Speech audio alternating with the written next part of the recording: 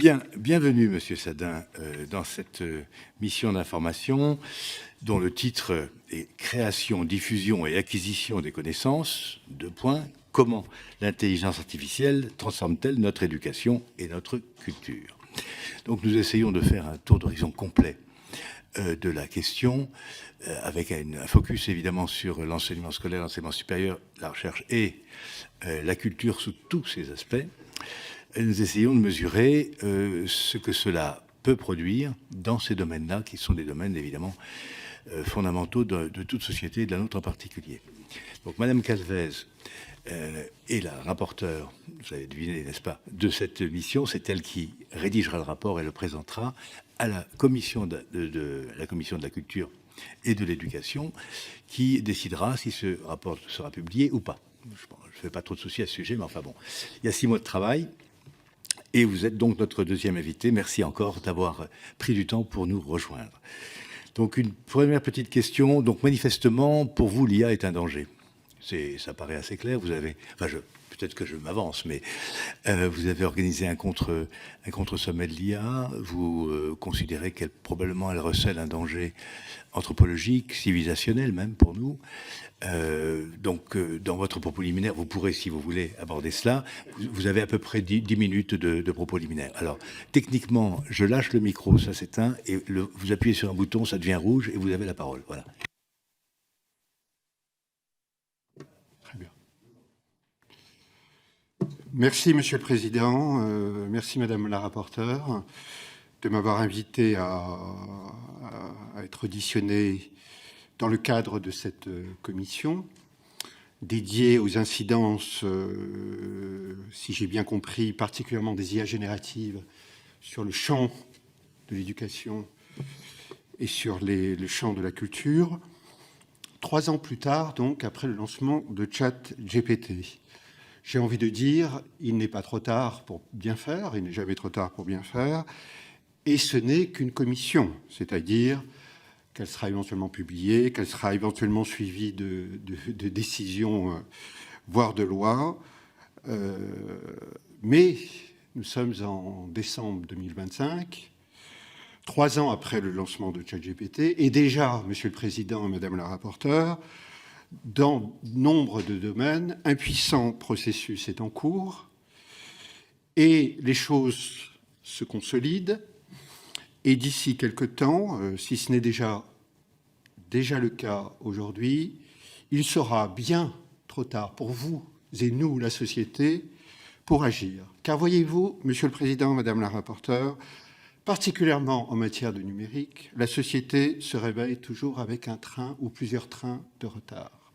Je renvoie à l'image de la conférence organisée par le Président de la République sur les réseaux sociaux qu'il a mise en place il y a 2 mois. Je peux dire, en tant que citoyen français, quelle farce, quel cirque tragico-comique.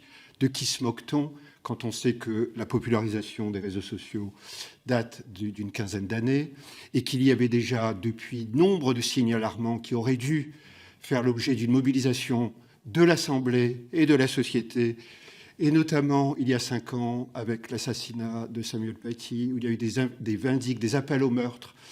Et à l'époque, il y a eu des vœux, des belles promesses qui ont été formulées.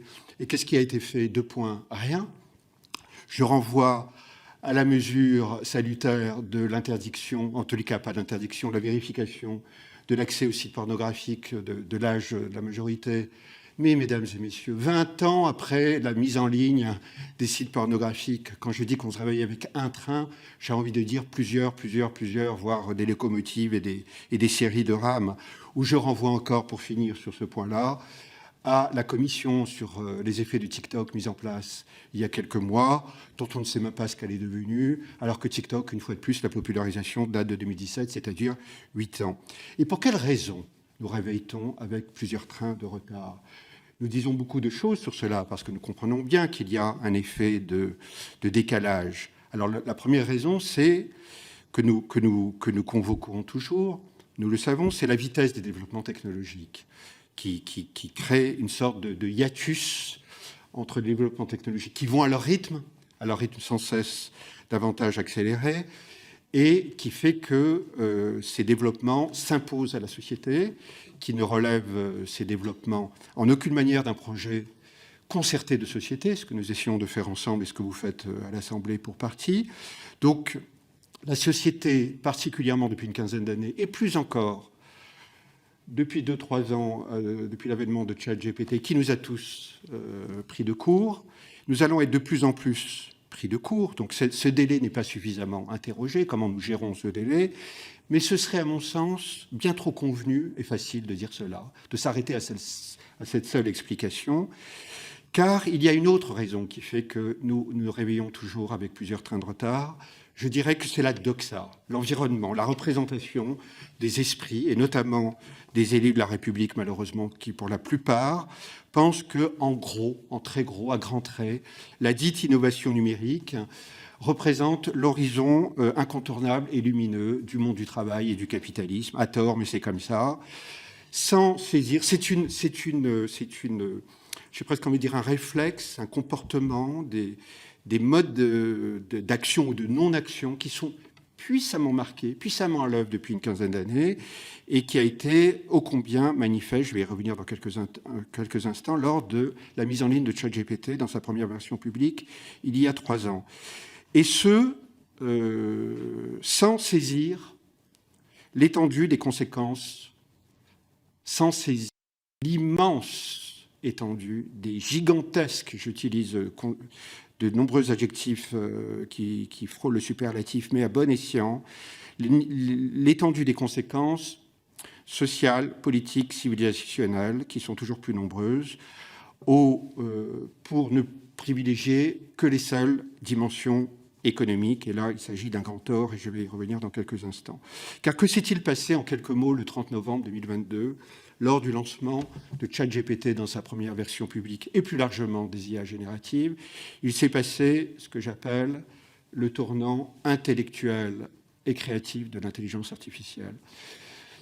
C'est d'une portée gigantesque, et pour bien comprendre ce qui se joue, je crois que je n'ai pas trouvé de meilleure formule que d'utiliser une formule littérale pour bien saisir ce qui se joue, c'est-à-dire qu'il est dorénavant dévolu à des systèmes d'assurer des tâches qui, jusque-là, quand je dis jusque-là, depuis la nuit des temps, mobilisaient nos facultés intellectuelles et créatives. Comment ne pas voir la rupture sociale, politique, civilisationnelle et, utilisons des grands mots, anthropologique qui est à l'œuvre dans la mesure où c'est la mobilisation de ce qui nous constitue en propre, qui est appelé à être de plus en plus évacué, voire ignoré, au profit de la réalisation par des systèmes de ces tâches. Alors, en quelques mots, nous parlons beaucoup d'intelligence artificielle depuis une dizaine d'années, beaucoup, encore davantage depuis 3 ans, et depuis quelques mois, vous l'avez remarqué, continuellement, il n'y a pas un article de journal dans le monde entier sans qu'on évoque cela. Or, il y a une grande confusion, et ce point que je vais faire avec vous en quelques mots est capital. Et il se trouve que peut-être nous ne sommes pas très nombreux à le faire, et d'un point de vue de rigueur méthodologique élémentaire, nous devons le faire, car il y a 2 types désormais de dite intelligence artificielle, des termes qui peuvent être mis en cause, que j'ai fait précédemment dans certains de mes ouvrages, mais que nous n'avons pas le temps de faire là. Il y a celle qui est à l'œuvre depuis une vingtaine d'années, sur laquelle je vais dire quelques mots, et celle qui est à l'œuvre depuis 3 ans, qui charrie des enjeux l'une et l'autre totalement différents et entraîne des conséquences sans rapport. Mais ça, on n'est pas capable de le voir. Et si je dis cela, c'est pour bien marquer le fait que si dans l'une, la première, dont je vais dire quelques mots, nous pouvons formuler des nuances, nous pouvons essayer de voir les choses au cas par cas, sur la deuxième, qui est apparue depuis 3 ans, et je m'expliquerai, nous expliquerons au cours de nos échanges, si vous le voulez bien, à mon sens, c'est de part en part indéfendable. Je dis bien de part en part indéfendable. C'est pour ça qu'il est capital de faire ce distinguo. La dite intelligence artificielle, telle qu'elle est à l'œuvre depuis une vingtaine d'années, c'est une puissance majoritairement, parce qu'on en parle beaucoup, souvent on dit il en faudrait plus, il en faudrait moins, mais de quoi parle-t-on?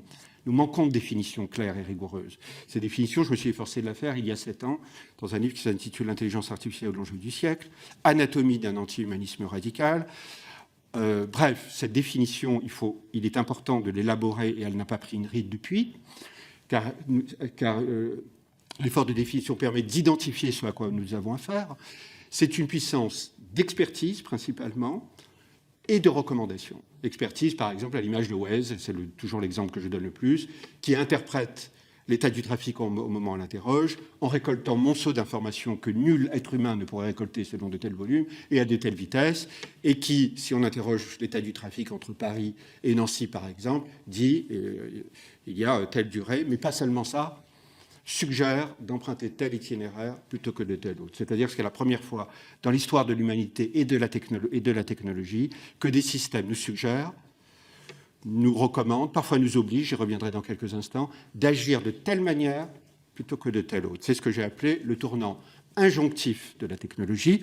Cela charrie quantité, nous sommes à l'Assemblée nationale, quantité d'enjeux politico-juridiques d'une extrême importance qui ne sont pas suffisamment interrogés, notamment dans le champ du travail et du management, où ces systèmes sont à l'œuvre de façon très souvent indigne. Et depuis 3 ans, donc, nous avons vécu un autre embranchement de l'histoire de la dite intelligence artificielle, dont on doit signaler qu'il ne vient pas se substituer au premier processus, mais il vient s'agréger. Il vient s'agréger. Et que s'est-il passé il y a 3 ans? On a vu des foules, mais aussitôt, en décembre 2022, en janvier 2023 et les mois qui ont suivi, aussitôt se jeter tête baissée sur ces machines, sur ces systèmes, à produire des symboles, à parler en notre place, à parler, à nous délivrer du vecteur de liberté, à parler en première personne. Et l'on a vu, Monsieur le Président, Madame la rapporteure, la quasi-majorité des responsables politiques et des États du monde entier dire, affirmer haut et fort et sans honte que la priorité désormais était de s'investir, pour reprendre l'expression qui était usée à l'époque, dans la course au LLM. C'était cela. Il fallait désormais s'engager dans une nouvelle course qui apparaissait et qui serait le nouveau lieu de concurrence géopolitique et économique des États. À mon sens, et là je touche pour quelques minutes qui me restent avant nos échanges, à mon sens, et c'est le cœur de ce que je souhaite dire ce matin avec vous, dans une irresponsabilité totale, dans la mesure où, au préalable, ces foules d'individus, ces responsables politiques, le monde économique, et j'ai envie de dire la société dans son ensemble, sans que personne ne se soit posé, sans que nul d'entre nous ne se soit posé la mère de toutes les questions, sans que nul d'entre nous ne se soit soucié de la mère de toutes nos préoccupations. J'ai dit cela à la Commission Culture et Éducation, Intelligence Artificielle de l'Assemblée nationale. Quelle est-elle cette question? Celle de nos enfants et de nos petits-enfants, qui déjà, on aurait dû pressentir qu'il y a 3 ans, et c'est déjà le cas, mesdames et messieurs, et ce sera bien davantage le cas dans les années qui viennent, cette question terrible, tragique, qui nous incombe, dont le manque de responsabilité dont nous avons fait part nous incombe. Cette question, c'est papa, maman, mais pourquoi je vais à l'école, moi? Pourquoi je vais apprendre la grammaire, l'orthographe, les grands textes? Pourquoi je me lève à 7h30 pour aller écouter un professeur, être dans des jeux de sociabilité avec mes élèves, si je peux rester seul face à mes écrans et que des systèmes font tout à ma place jusqu'à écrire et à parler en notre nom? Cette question, nous ne nous la sommes pas posée parmi d'autres, mais cette question élémentaire, fondamentale. Et nous allons, Monsieur le Président, Madame la rapporteure, je vous le dis en toute conscience, nous allons, le fait que nous ne soyons pas posés cette question parmi d'autres, nous avons fait preuve d'une faillite morale collective et nous allons la payer très, très, très, très cher à divers titres. Parce que 3 ans plus tard, il a fallu ce temps-là pour qu'on se rende compte des effets. Il est arrivé ce moment, automne-hiver 2025, où nous sommes confrontés, où nous commençons à saisir, où nous sommes confrontés aux premières grandes conséquences. J'ai envie de dire aux premiers grands effets dévastateurs. Ça y est, nous vient maintenant de la Silicon Valley le concept de Jobs Apocalypse, c'est-à-dire un ouragan sur les métiers à haute compétence cognitive, les cols blancs, à l'image des licenciements massifs auquel a procédé Amazon, dont vous avez entendu parler il y a quelques semaines. Pas un jour sans que nous parviennent les témoignages de professeurs qui disent qu'ils ne comprennent plus le sens de leur mission, ils ne savent même plus à quoi ils servent, et sans que nous parviennent les témoignages de millions d'élèves, si on ose, si on veut encore les appeler ainsi, au sens d'élever, élever l'âme, élever la conscience, élever le jugement critique, appelons-les des étudiants ou des passionnés de l'utilitarisme pratique qui disent qu'ils utilisent ces systèmes pour orienter le cours de leurs dites études ou pour écrire à leur place, alors que l'on sait que l'apprentissage de l'écriture, l'usage de l'écriture, participe de la formation de la pensée et du jugement critique. Pour continuer cette brève liste, nous savons aujourd'hui que près de 30% des morceaux postés sur les plateformes musicales telles Spotify sont générés par des systèmes d'IA génératifs, mettant en danger, en péril toute l'industrie musicale, que ce soit les majors, que ce soit les petits labels, que ce soit les artistes. Enfin, pas un jour encore, depuis quelques mois, vous l'aurez remarqué, sans que ne soient toujours plus documentés des phénomènes de dépendance affective et émotionnelle vécus par des centaines de millions, enfin en tout cas des millions d'individus, particulièrement des jeunes, à l'endroit de systèmes d'IA générative, dont on sait que dans des cas extrêmes, ils ont conduit à des suicides. Et enfin, pour terminer, sont une fois de plus, et il est temps de toujours plus documenter cela, sont de plus en plus documentés les conséquences énergétiques gigantesques entraînées par les serveurs et les calculs que nécessitent les perfectionnements, les sophistications des systèmes d'IA générative. Alors, 3 ans plus tard, nous sommes toujours plus pris au dépourvu. Cette liste, je pourrais l'égrener déjà sur de longues lignes. On pressent que ce ne sont que les débuts d'effets dévastateurs. Je dis d'effets dévastateurs. Donc je vais dire quelques mots avant de terminer et que nous entrions dans l'échange, si vous le voulez bien. Nous sommes à plus 3. Nous sommes à plus 3. 3 ans, ChatGPT et les IA génératives. Ce que je crois, moi, c'est pas dans ma boule de cristal, c'est des signes, les signaux qui viennent, qui témoignent d'eux, je vais en dire quelques-uns, c'est qu'il nous reste 3 ans encore pour agir. Nous sommes exactement à un moment charnière. Quelque chose comme au milieu d'un chemin qui risque de nous mener, c'est le titre de mon livre, au désert de nous-mêmes. Si nous voulons éviter cela, il nous reste encore 3 ans. Alors, il existe dans nos représentations collectives le principe qui veut que l'intelligence artificielle, les technologies numériques, même les IA génératives, vont nous conduire à peu près dans nos représentations collectives, même si cela est actuellement en train de se fissurer, parce que nous sommes confrontés au réel maintenant, hein, loin des discours.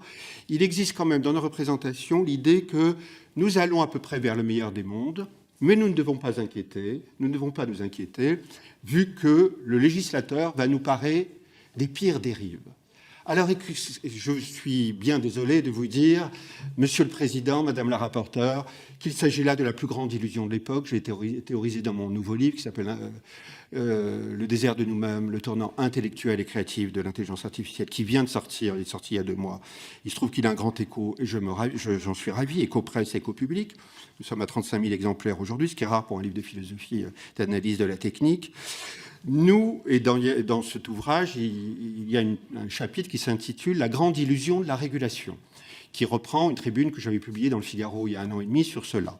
Parce que, je m'explique en quelques mots, donc ne prenez pas ça pour de l'affront ni de l'insolence, mais juste pour de l'analyse objective des faits qui vont bien au-delà de vous-même, Monsieur le Président et Madame la rapporteure, qui regarde le législateur dans son ensemble, la façon dont il procède depuis un certain nombre d'années relativement aux technologies numériques et qui dépasse largement le cadre national.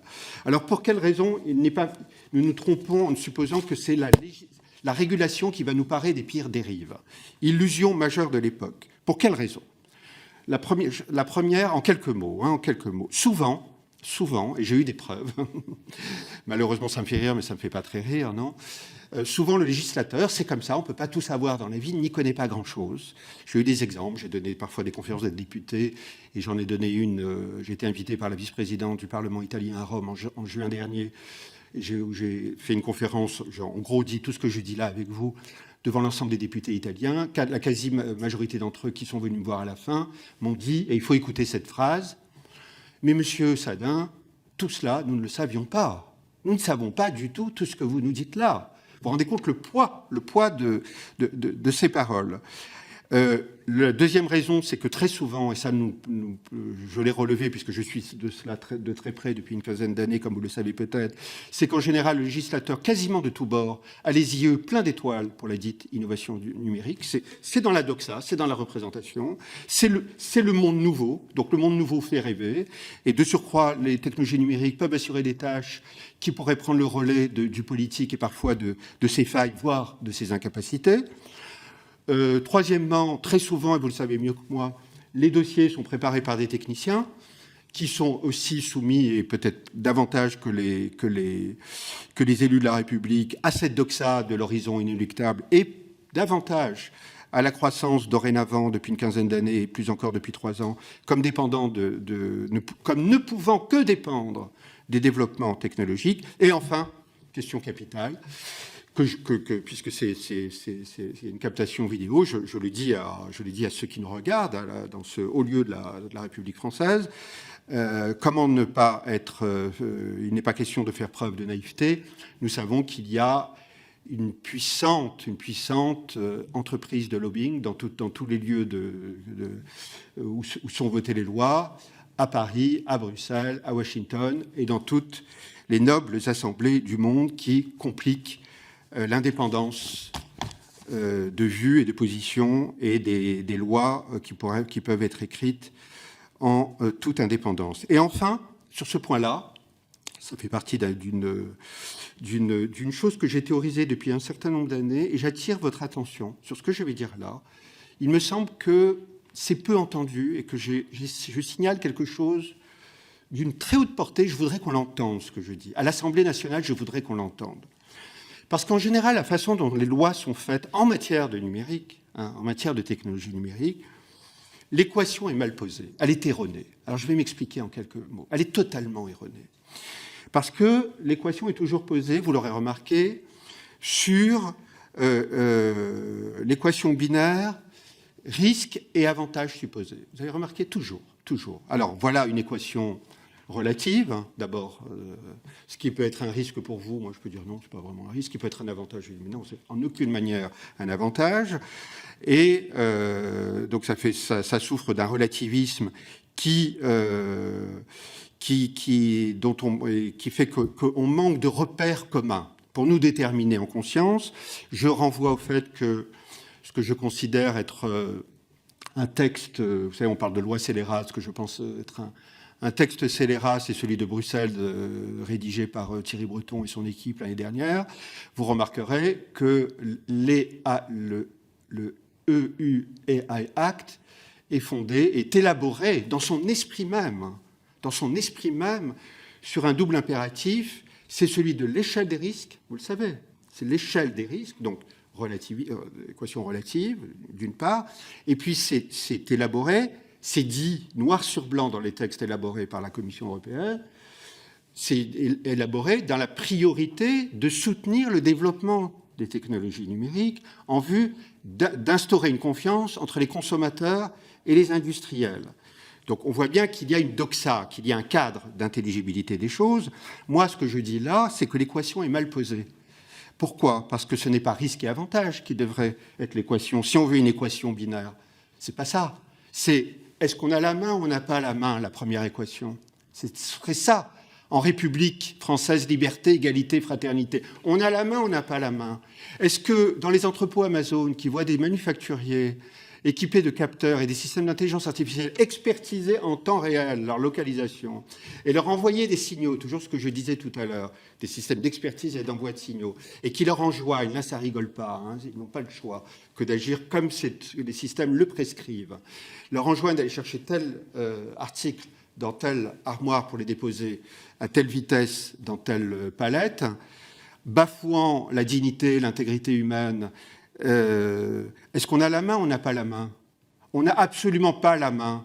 Est-ce que dans tous les parlements du monde entier, on s'est penché sur les méthodes managériales qui sont à l'œuvre, notamment dans la e-logistique ? Jamais, en aucune manière. Tout simplement parce qu'on n'a pas cette équation. Il y a des moments où nous avons la main, notamment relativement à la première type d'intelligence artificielle dont j'ai parlé. Je renvoie par exemple à l'industrie pharmaceutique, où des systèmes d'intelligence artificielle permettent d'élaborer des molécules en analysant quantité de données. On a la main, on n'a pas la main. On a la main, ça ne pose pas un problème. Idem pour l'industrie aéronautique, qui voit des systèmes d'intelligence artificielle permettre d'affiner des analyses et de décider en fonction. Alors, je termine en quelques mots, si vous le voulez bien. Et la deuxième équation capitale que le législateur devrait tenir comme un principe, mais mon Dieu, comme un principe premier, c'est est-ce que ces systèmes respectent les principes fondamentaux qui sont les nôtres, ou est-ce que ça les bafoue? C'est quand même élémentaire ce que je dis là. Alors, les quelques principes fondamentaux, je vous les donne c'est une liste de 5 principes. Et on peut les amender, on peut les prolonger. C'est la liberté, le respect de la liberté humaine, de l'intégrité, de la dignité. Je parlais des entrepôts Amazon ou de Nespresso, c'est la même chose. Le respect, plus encore, la célébration de l'inventivité, de la créativité humaine. Et enfin, le respect et le besoin fondamental que nous avons de sociabilité, d'œuvrer ensemble au sein de collectifs, et dont on a vu qu'on a tellement souffert durant la crise du Covid. Alors tout cela, vous me laissez encore 2 minutes, Monsieur le Président ? Parce que je voudrais parler d'éducation et de culture maintenant. Alors si vous voulez, dans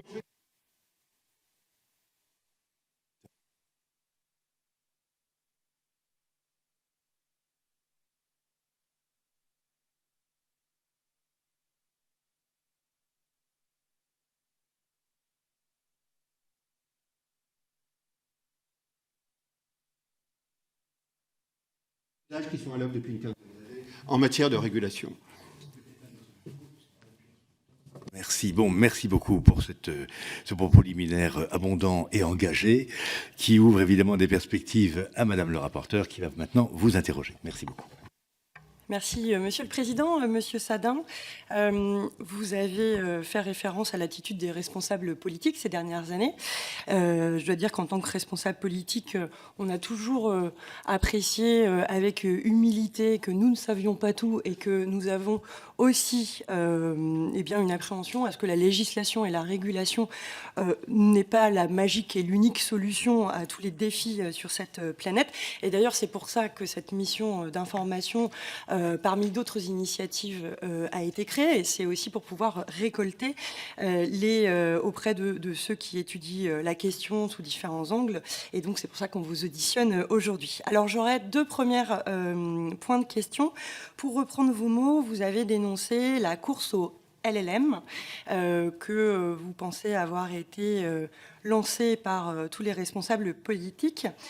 Alors, justement, cette course au LLM, est-ce que ce n'est pas une initiative parce que les responsables politiques qui la lançaient avaient conscience de l'impact géopolitique, économique, anthropologique de ce qu'est la révolution des intelligences artificielles et que excusez-moi, je termine ma question, est-ce que pour vous, justement, la course au LLM n'est pas une réponse parce qu'on a conscience justement des effets que cela est. Ce sera ma première question, c'est est-ce que la course au LLM telle que vous l'avez dit n'est pas aussi parce qu'il y a une prise de conscience des différents défis mais aussi opportunités que peut avoir les systèmes d'intelligence artificielle. Et mon deuxième point, comme je le disais à l'instant, nous savons très bien que la législation et la régulation ne peut pas simplement être le cadre pour toutes les évolutions technologiques.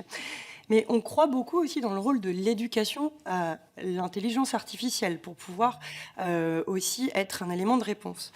Moi, j'ai envie de savoir, est-ce que votre refus de l'intelligence artificielle fait qu'il faudrait être dans une non-éducation à l'intelligence artificielle, c'est-à-dire proscrire toute utilisation des intelligences artificielles dans notre système éducatif, et par là même, je parle aussi bien du système éducatif à l'école primaire que l'éducation tout au long de la vie, et donc vous avez mentionné la révolution dans le domaine du management et du travail, ou alors est-ce que l'éducation aux intelligences artificielles est justement une manière de répondre aux besoins humains de maîtriser davantage ce que ces évolutions technologiques proposent comme défis et opportunités pour lui-même, pour l'humain.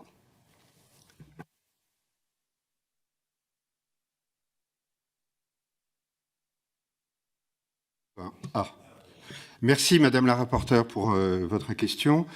Alors, concernant la décision, la volonté manifestée aussitôt, dès décembre 2022, janvier 2023, les mois qui ont suivi, de la France et de quantité de nations dans le monde, de s'inscrire dans la course au LLM, donc les grands modèles de langage, comme on disait à l'époque, on parle moins comme ça aujourd'hui, mais peu importe, c'était pavlovien. Il n'y avait aucune réflexion, il n'y avait aucune conscience des conséquences civilisationnelles.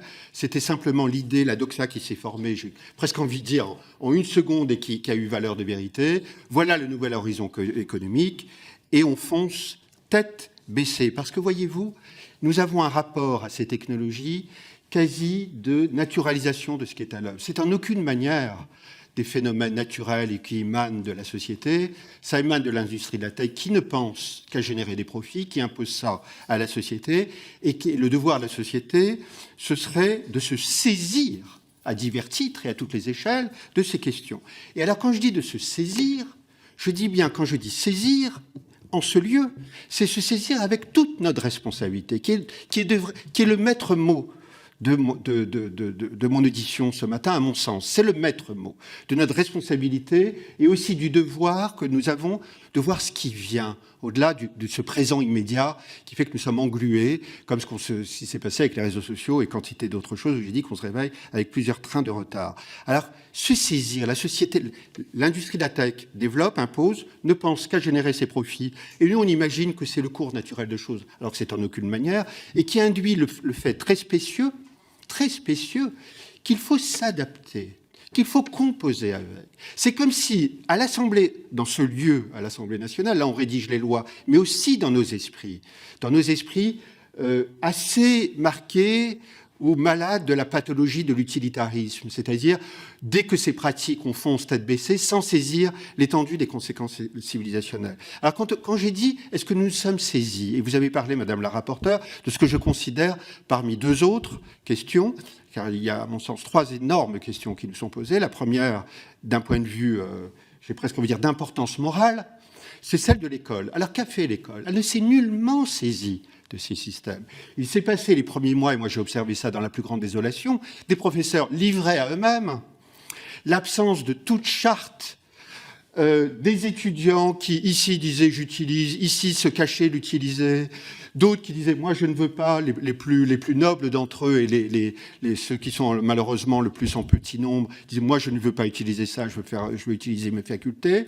Nous avons vu des responsables d'établissements totalement égarés, totalement perdus. L'année 2023 était pathétique en cela.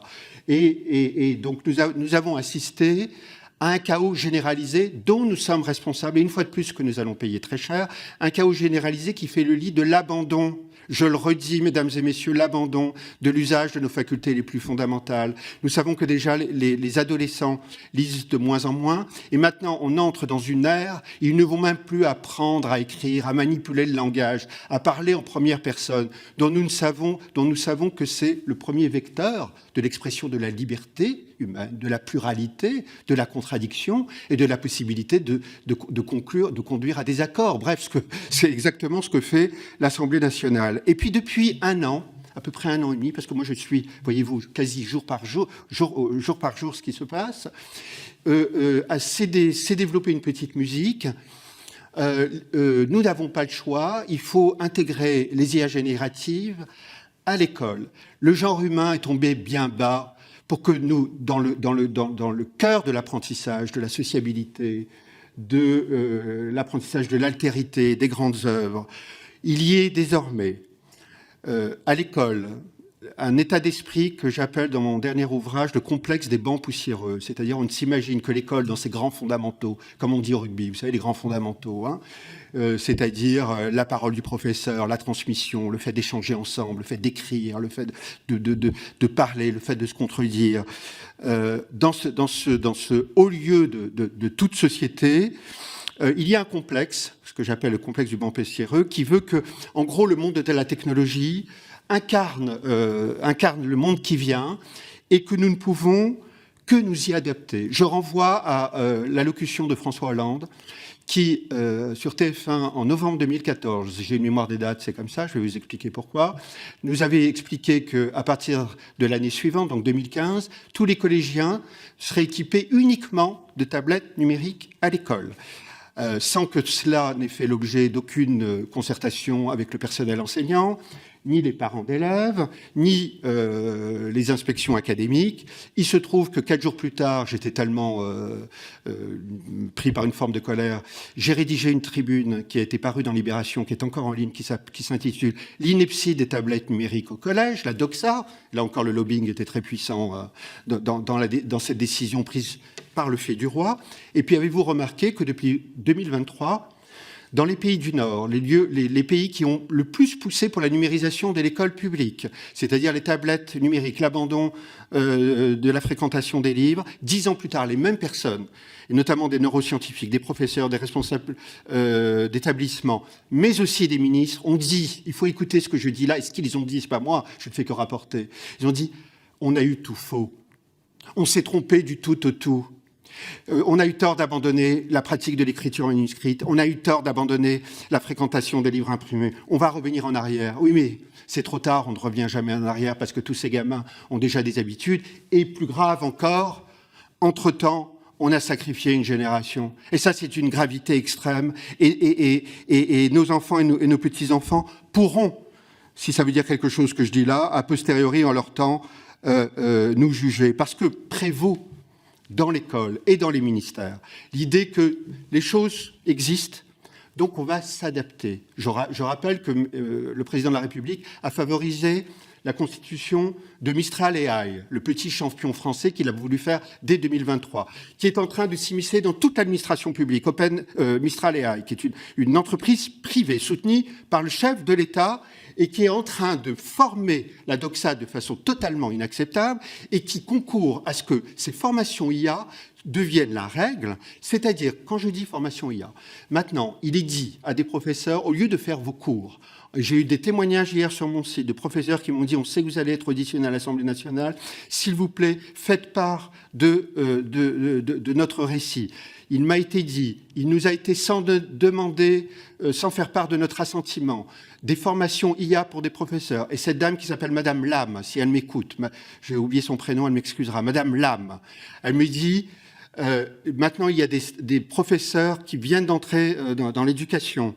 Là où nous, on faisait nos cours, on apprenait à exercer notre esprit critique, à être dans un temps long de l'apprentissage. Maintenant, c'est des systèmes d'IA générative qui leur font leurs cours et qui induisent le fait que les gamins, les étudiants, les adolescents se modélisent sur les pratiques de leurs professeurs. Voit-on l'échec gigantesque qui est à l'œuvre. C'est-à-dire, c'est une anti-école en réalité. C'est l'antithèse absolue de ce qu'est l'école. C'est-à-dire, là où nous devons développer nos facultés intellectuelles, créatives, inventives, là où nous avons besoin de temps lent. Vous savez, Émile Rousseau, dans l'Émile, dit « la plus grande leçon que nous devons apprendre aux gamins ». Cette phrase est extraordinaire. C'est pas, je l'ai dit en substance, hein, je pense que cette phrase, on devrait la dire à tous les professeurs et à tous les étudiants à la rentrée, à chaque rentrée scolaire ou universitaire. La plus grande exigence, c'est pas de chercher à gagner du temps, c'est de chercher à en perdre dans l'éducation. Vous vous rendez compte la puissance de cette formule de Jean-Jacques Rousseau que suppose l'apprentissage, le temps long, l'effort, la singularisation, l'expression de subjectivité. Parce que, ne vous détrompez pas, mesdames et messieurs, là encore, j'ai analysé dans mon livre, ces machines qui produisent du texte, qui produisent des cours, des pseudo-cours, c'est des machines qui produisent un langage nécrosé, mathématisé, statistique, schématisé, issu du capitalisme linguistique. Parce que, voyez-vous, quand je parlais de Mistral AI, qui produit une immense entreprise de lobbying dans la société française, et notamment dans l'école publique, ça va induire le fait que des légions de professeurs et de légions d'élèves vont désormais s'adosser du matin au soir à des entreprises privées plutôt que d'être dans une indépendance absolue. Alors, qu'aurait dû faire l'école, pour terminer, sur ce point-là, qu'aurait dû faire l'école, à mon sens, c'est d'abord d'écrire des chartes, de rédiger des chartes, à l'échelle de tous les lycées, à l'échelle de tous les collèges, à l'échelle de toutes les universités, ce qui n'a pas été fait. Des chartes, qu'est-ce que ça veut dire ? Régionales, nationales, selon les niveaux de compétences pour les établissements, départements pour les collèges, régionales pour les lycées, mais aussi nationales et internationales. Charte, ça veut dire il y a des choses qu'on peut accepter et il y a des choses au nom des principes. Charles Péguy, il y a des choses plus grandes que nous. Il y a des choses plus grandes, bien plus grandes que notre utilitarisme pratique. Et il y a des choses que nous refusons absolument. Ces chartes n'ont pas été rédigées. Et donc, qu'est-ce qui s'est passé? C'est le monde de la tech qui est entré dans l'école en disant, mais maintenant ça existe, c'est quasi naturel, débrouillez-vous avec le maître mot de l'adaptation. L'adaptation, c'est la capitulation et c'est le fait que nous sommes en 2025. Est-ce qu'on voit un monde en 2030 de gamins qui ne lisent plus et qui ne savent plus, même plus écrire, et qui font dépendre le cours de leur existence, de leur quotidien, du matin au soir, à des systèmes générés par le capitalisme linguistique et l'industrie de la tech?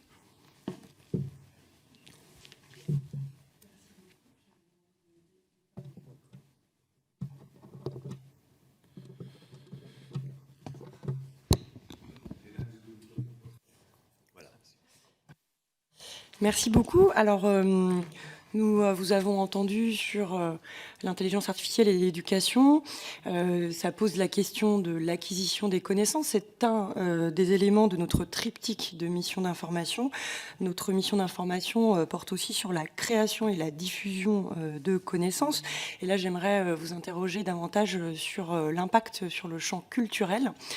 On a non seulement la question de l'utilisation des contenus, œuvres, connaissances en amont pour l'entraînement de ces modèles d'IA. Ça pose des questions d'autorisation, de rémunération. On a aussi la question de ce que l'on crée avec ces modèles d'IA. Est-ce que ce sont des œuvres? À partir de quel moment on peut considérer que ce sont des œuvres? Est-ce que chaque utilisation, ne serait-ce que très partielle, d'un modèle d'intelligence artificielle disqualifierait le contenu produit en tant qu'œuvre? Et j'ajouterais une autre question par rapport à la pérennité de la diffusion de notre culture. Et je pense notamment à ce qu'il existe en termes de contenu et d'œuvres francophones. Est-ce que nous n'avons pas un risque là, dans un certain refus d'utilisation des intelligences artificielles ou de pouvoir les nourrir, de voir disparaître éventuellement ce qui est notre culture, puisque notre culture, avec ses valeurs, mais ses composantes et son histoire, deviendrait par là même peut-être absent de ce qui serait des agents conversationnels. Et là où aujourd'hui s'est posé la question, il y a des années, avec l'émergence d'Internet, de pouvoir imposer, je pense notamment aux Japonais ou à l'Estonien, eh bien, une présence sur ces moteurs de recherche. Autrement, ça veut dire que la diffusion de ces cultures serait entravée. Donc sur la question de la création, sur la question de l'alimentation par les modèles de ces œuvres, de la qualification d'œuvre ou pas de ce qu'il en est ressorti, et puis de la nécessaire présence de notre culture pour pouvoir continuer d'être diffusée. Merci Madame la rapporteure pour votre question, dont je sens que prévaut dans votre esprit le principe, ou en tous les cas le fait de l'adaptation, c'est-à-dire entraîner, alimenter ces systèmes. Moi, je crois que c'est une immense erreur. Alors, je vais, pour répondre à vos questions, dérouler 2-3 points de façon la plus concise possible, si je peux, relativement à des enjeux gigantesques. Là, nous parlons avant tout du travail, des métiers de la culture et de la culture. Le travail, qui n'est pas l'enjeu de cette commission, mais je vais y dire quelques mots, qui est un des enjeux. Quand j'ai dit il y a 3 grandes conséquences, je vais parler de l'éducation et du type de langage que nous utilisons, et aussi le fait que de plus en plus nous allons dialoguer, si on peut utiliser ce thème, à consonance anthropomorphique, avec des systèmes qui de plus en plus vont orienter le cours de notre quotidien, va aussi s'opérer un immense ouragan sur le monde du travail, et notamment les métiers de la culture, pour une simple raison que là encore nous n'avions pas vu il y a 3 ans, alors que nous aurions pu le voir. Et à l'époque, on nous montrait des études disant que les choses sont bien plus compliquées que ça relativement au monde du travail, sans nous demander qui font ces études. En général, c'est des sociétés qui dépendent de groupes bancaires ou de groupes d'assurance, donc une vision du monde, qui est celle que la croissance dépend de la technologisation de la société, sans cesse croissante. C'était une erreur de vue, une fois de plus, de dire il faut en appeler à ces études pour comprendre ce qui va se passer. Non, c'était pas du tout ça en termes de méthodologie. Je vais arriver au monde de la culture dans quelques instants. C'était pas du tout ça, là, en termes de méthodologie, ce qu'il fallait faire. c'est parce que là, on le voit et on va le voir de plus en plus. Ce que nous aurions dû voir, c'est que nous, dans nos esprits collectifs, il y a une représentation qui prévaut. Quand je dis nos esprits collectifs, c'est les responsables politiques, c'est le monde économique, c'est la société dans son ensemble.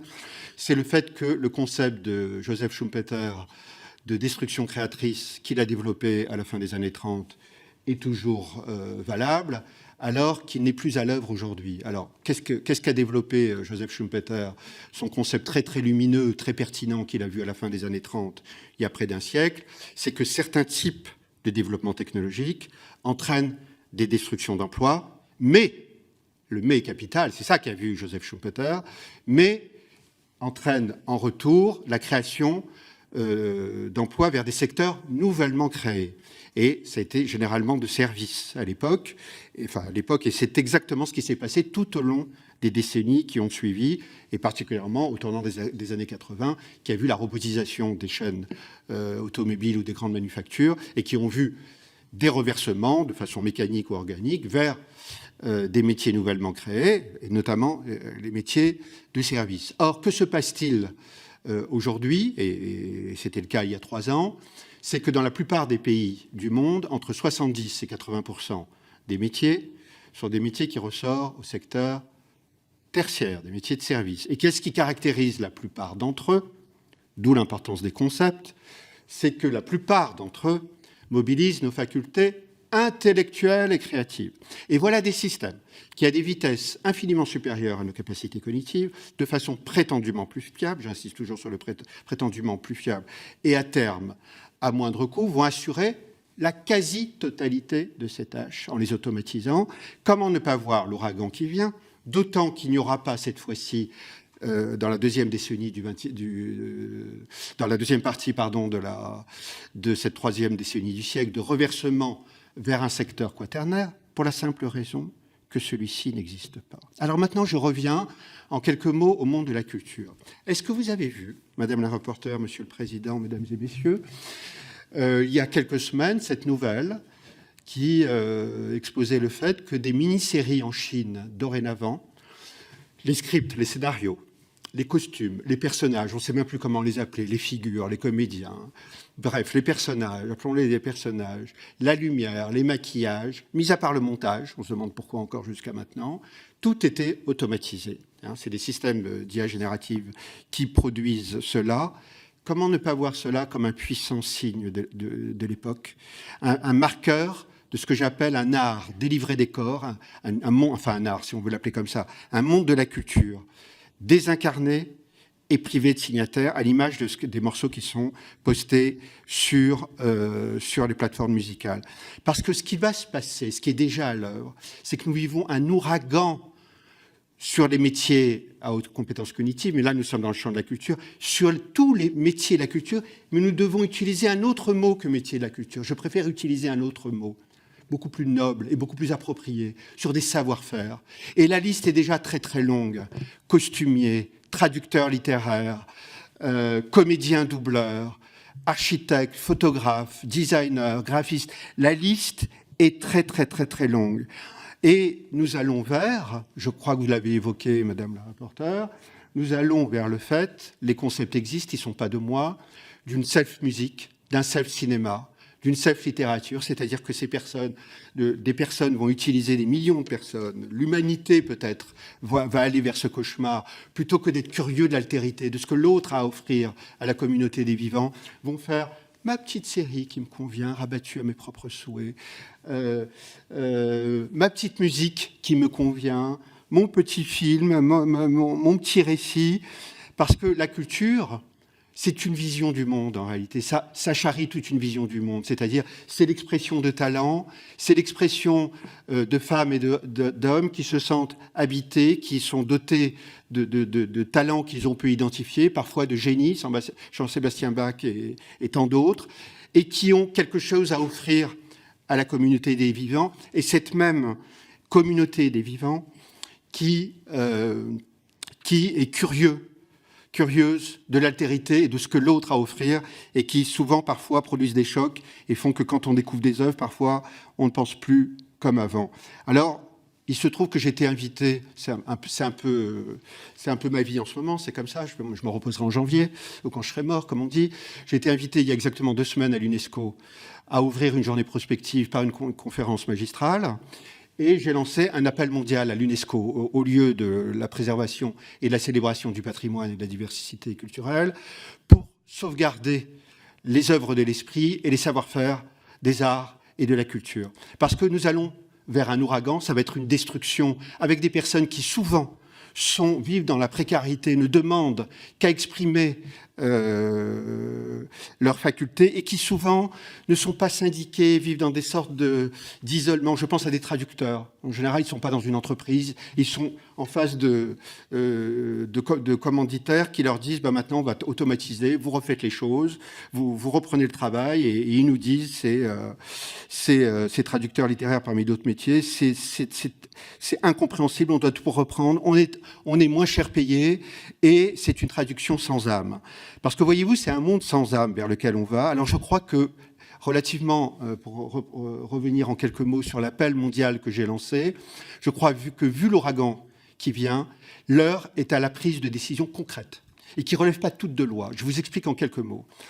Le voyez-vous, ce moment où vont apparaître les auteurs tartuffes, les manipulateurs frustrés qui n'ont jamais même pas su écrire un livre, qui vont faire quelques prompts avec quelques bonnes idées. C'est pas compliqué d'avoir des idées. Hein. C'est compliqué. Je peux vous le dire, beaucoup plus compliqué d'écrire que d'avoir une idée. Des idées, c'est donné à tout le monde.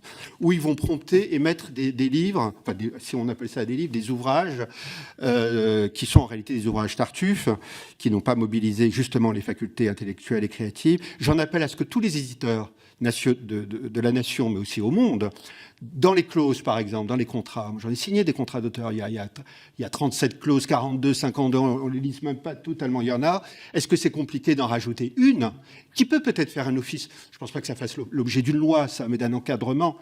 Que l'auteur qui signe le contrat s'engage devant l'éditeur qu'il n'a pas utilisé d'IA générative parce qu'il y a une concurrence déloyale avec tous les nouveaux écrivains qui voudraient manifester leur talent, exprimer leur talent dans quelques années, qui vont se trouver en concurrence déloyale.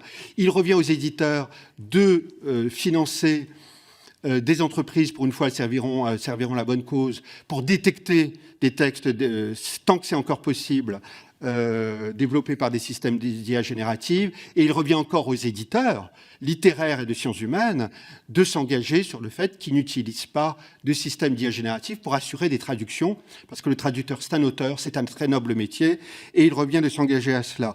Idem pour les plateformes musicales, et je terminerai parce que je vois bien qu'on est vers la fin de notre je le vois bien dans vos gestes, mesdames et messieurs. Idem, par exemple, mais la liste pourrait être plus longue, mais je donne quelques exemples concrets, dans l'industrie musicale. J'en appelle à ce que toutes les plateformes s'engagent devant le monde entier à faire vérifier l'origine des morceaux, qu'elles s'engagent à ne pas les poster, faute de quoi, d'ici 1er juillet 2026, donnons-nous 6 mois, nous boycottons pour la simple raison que ça met en danger toute l'industrie musicale. C'est pas mon intérêt, moi, je suis pas dans la musique, mais c'est moi en tant qu'être humain, et nous en tant qu'être citoyens et amateurs de musique, nous devons affirmer cela, ça met en danger toute l'industrie musicale et la pérennité des artistes. Et enfin, il nous revient dans tout le monde de l'audiovisuel, du cinéma, des producteurs, parce que mon appel s'adresse principalement aux producteurs, aux artistes et au public, moi en régulateur, puisque vous avez compris que je ne crois pas beaucoup ni à sa conscience, ni en ses pouvoirs, jusqu'à nouvel ordre, peut-être que les choses vont changer, et j'en appelle à ce que dans les studios, il y ait non pas des utilisations à la marge, mais est-ce qu'on peut faire preuve d'une conscience en acte entière? Il n'y ait aucune utilisation d'IA générative, ni pour des effets spéciaux, costumes, et tant d'autres domaines, parce que c'est la porte ouverte à l'automatisation de quantité de savoir-faire. Et enfin, pour terminer sur ce point-là, pense-t-on, Madame la rapporteure, Monsieur le Président, à des foules d'étudiants en France et dans le monde entier qui sont dans des écoles d'art, qui sont dans des écoles de photographie, dans des écoles de design, dans des écoles d'architecture, qui dans 3-4 ans, ils vont se retrouver où, mesdames et messieurs? Sur le carreau, Alors, vous savez, Emmanuel Macron organise une conférence sur l'effritement de la démocratie entraînée par les réseaux sociaux. Il organise cela, on l'a dit, en 2025. Dans 3-4 ans, on va organiser des conférences pour se désoler des effets délétères entraînés par les IA génératives sur la société. C'est ça qu'on appelle la responsabilité. Alors, pour terminer, vous savez que Emmanuel Macron avait organisé la France un sommet mondial de l'IA en février, qui s'est tenu au Grand Palais, lieu de l'exposition universelle. On ne fait pas les choses en petit avec Emmanuel Macron, avec de l'argent public. Et ont été invités une centaine de chefs d'État qui ont rivalisé d'annonces d'investissement dans les serveurs qui vont encore davantage brûler la planète, et n'étaient invités, alors que c'était interdit au public, pas interdit, soyons précis, fermé au public, et étaient invités tous les gourous de la tech qui nous ont chanté, qui chantent comme d'habitude, de merveilleux lendemains à venir. Alors vous savez, quand on parle au futur, on a toujours, moi c'est une équation sur laquelle je me suis arrêté, c'est un constat que j'ai fait, quand on vous parle au futur, on a toujours quelque chose à vous vendre, toujours. Et ce n'est jamais engageant, parce que personne ne viendra jamais vérifier ce que vous avez promis.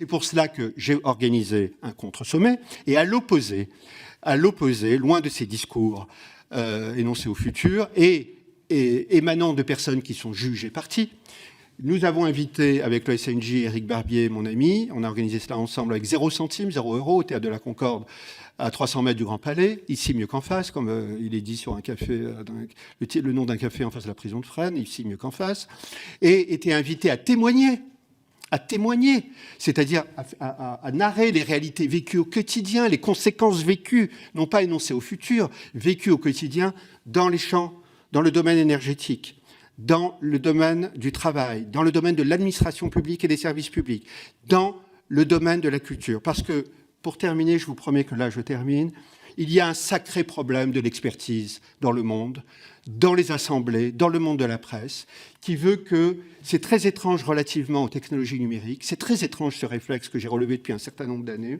ça commence à changer, mais trop discrètement et trop faiblement. Nous avons le réflexe très étonnant et très coupable, pour tâcher d'y voir plus clair en matière de technologie numérique, d'interroger celles et ceux qui sont juges et parties, en l'occurrence les ingénieurs et les responsables de la tech. Je renvoie à la commission montée par Emmanuel Borne et Emmanuel Macron en 2023 sur les IA génératives et les LLM. Sur 13 membres, mesdames et messieurs, de la commission, sur 15 membres, 13 étaient issus du monde de la tech. Dominique Barral, Google France, Yann Lequin, Meta Facebook, Arthur Mensch, Mistral AI, et tout ça pour orienter le cours des investissements de la République française. C'est d'une extrême gravité. En langage juridique, Monsieur le Président, ça s'appelle du conflit d'intérêts. Et je remarque là, au cours de cette commission, une fois encore, vous allez interroger, ne serait-ce que cet après-midi, un ingénieur qui dépend du monde privé et qui a toujours ce discours qui vise à ménager la chèvre et le chou, qui va nous conduire au désert de nous-mêmes. Ce que je crois, c'est qu'il est temps d'interroger, d'auditionner ceux qui vivent les conséquences dans leur corps et dans leur chair, et notamment dans les métiers de la culture, ce que nous avons fait lors du contre-sommet. Et pour terminer, vous savez, nous ne cessons d'en appeler à la célébration du vivant depuis quelques années. Il faut s'inspirer du vivant et justement de sa puissance, sa flamme. Eh bien, ce que je crois, moi, c'est que si on veut défendre le vivant dans son ensemble, il faut d'abord défendre le vivant qui est logé en chacun d'entre nous, le vivant individuel et collectif, et le génie logé en chacun d'entre nous. Faute de quoi, nous n'arriverons pas à défendre le vivant dans son ensemble. Et je l'ai dit, il nous reste que 2-3 ans, à mon sens, pour agir, et nos enfants et nos petits-enfants, qui risquent d'être réduits à des masses d'inutiles et à des coquilles vides, a posteriori, nous ne serons plus sur cette terre, ils seront en raison, en droit, moralement, de nous juger sur le terrible manquement auquel nous aurons fait preuve si nous n'agissons pas dans les 2 ou 3 ans à venir, à toutes les échelles de la société, avec conscience et avec responsabilité. Merci, mesdames et messieurs, pour votre attention. Merci beaucoup, Monsieur Sadin, pour ce plaidoyer, n'est-ce pas, enflammé, pour la vigilance et même pour l'opposition franche à l'IA.